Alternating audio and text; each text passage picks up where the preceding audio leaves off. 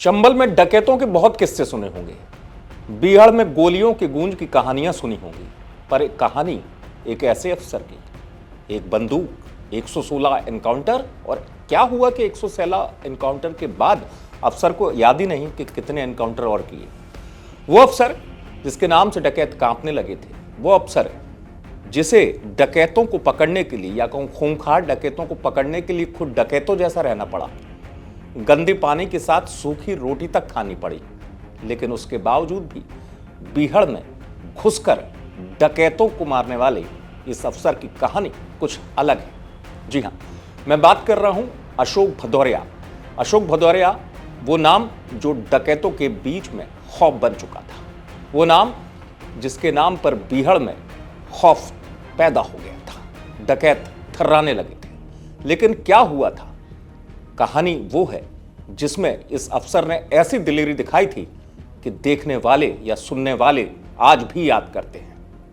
जी हां, दरअसल अशोक भदौरिया जिनका जिक्र कर रहा हूं मैं, वो डकैतों के मामले में स्पेशलिस्ट माने जाने लगे थे। इतने डकैतों को मारा था, खूंखार डकैतों को। उस दौर में जितने बड़े गैंग थे, उस गैंग के सफाई के लिए अशोक भदौरिया को भेजा जाता था। लेकिन क्या हुआ, एक एनकाउंटर में जब इस अफसर को लग गई गोली, और गोली लगने के बाद सोचिए 1 घंटे तक अशोक भदौरिया AK-47 चलाते रहे। खुद उनकी जुबानी सुनिए। पुलिस विभाग में करीबन 33 साल की सर्विस रही है, और जहाँ तक डकैतों के इनकाउंटर की बात है तो वहाँ 116 तक तो याद है, 116 इनकाउंटर तो कर चुके हैं, और बाकी और गिनती और भी छोट-मोट कुछ हो तो उनको पता नहीं। एक एनकाउंटर सुना था, आपको गोली भी लगी थी, लेकिन आप लगातार AK-47 चलाते रहे, क्या वो वाकया था, थोड़ा आप बताएंगे?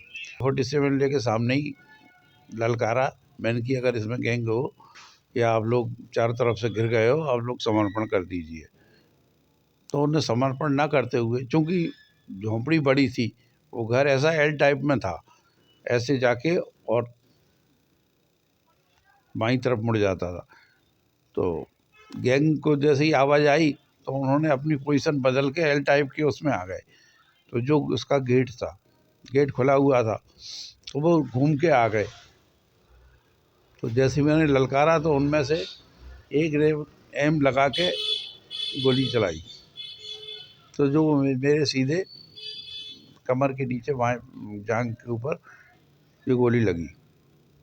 मैंने सोचा कि गोली चली है, तो मैंने साथ में जो जितेंद्र और अनूप 2-3 लोग और थे, उनसे पूछा तुम्हें गोली लग गई? उन्होंने कहा नहीं हमें नहीं लगी। इतने में पैर लड़खड़ा गया, तो मैं नीचे को गिरा तो देखा कि सामने ही दरवाजे पे वहाँ से फायर करने लगे वो लोग। जैसे ही फायर करने लगे तो मैंने वहीं AK-47 का ब्रश दिया, उसमें 2-3 तो वहीं ढेर हो गए। इसके बाद वो लोग गोली वहाँ से चलाते रहे और ये लोग हमें पकड़ के खींचते रहे और हम फायर करते रहे। अशोक भदौरिया पूरे एनकाउंटर का किस्सा बता रहे हैं उसमें कि जब गोली लग गई और 1 घंटे तक, आप सोचिए, गोली लगने के बाद कोई अफसर AK-47 चलाता रहे और गोली खुद को लग जाए। और बाद में आपने सुना होगा, उन खुद बता रहे थे कि कई डकैतों को उन्होंने मारा गोली लगने के बावजूद भी।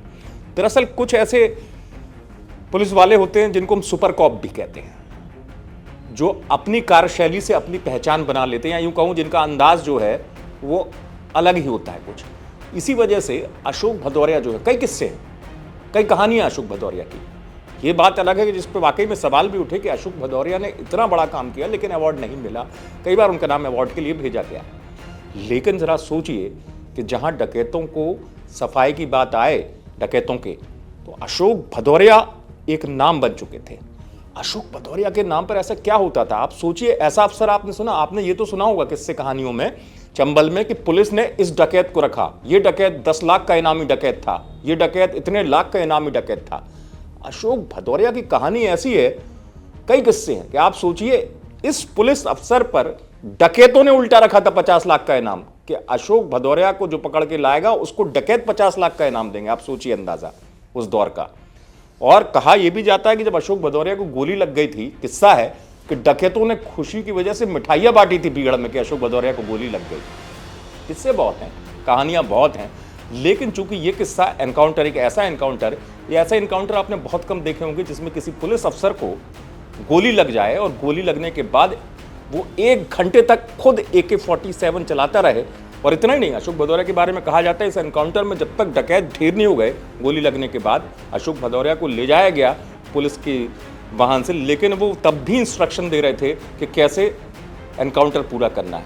इससे कहानियां बहुत हैं, अफसर बहुत होते हैं, दिलेर अफसर भी बहुत होते हैं। अशोक भदौरिया का जो नाम है ऐसे ही दिलेर अफसरों में शामिल है, और या यूं कहूं कि ऐसे दिलेर अफसर बहुत कम होते हैं जिनका नाम रिटायर होने के बाद, या यूं कहूं कि पूरी लाइफ टाइम ऐसे चलता रहता है। ग्वालियर से आप तक खबर पहुंचाई हेमंत शर्मा ने। आप देखते रहे MP तक।